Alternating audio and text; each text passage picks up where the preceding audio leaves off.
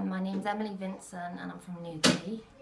On Thursday evening, my children, two of them were upstairs who I was bathing, and my eldest and my 3-year-old son was downstairs.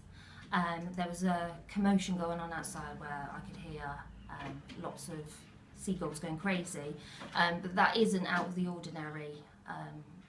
Being in Newquay, we've got quite used to that.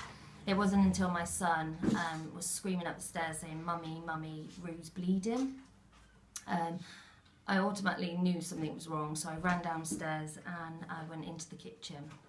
And I was completely horrified. It was like a scene that you'd see in a film. He was on his side and he had so much blood coming out of his head. I automatically thought he was dead, and I came into the front room to my daughter in absolute shock, and I just said, "Roo's dead." She went in there and collapsed screaming. I don't think she believed me to start off with, and she was in absolute shock.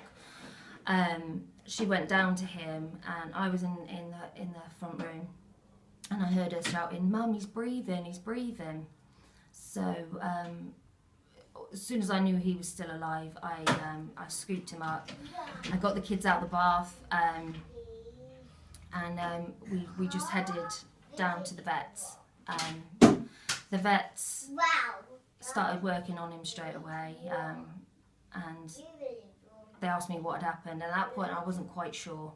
We were all in shock, and they told me to go, and they'd call me with updates. They called me twice to say, ask permission to do different treatments, and both were unsuccessful, and they said that he was too far damaged, too far brain damaged to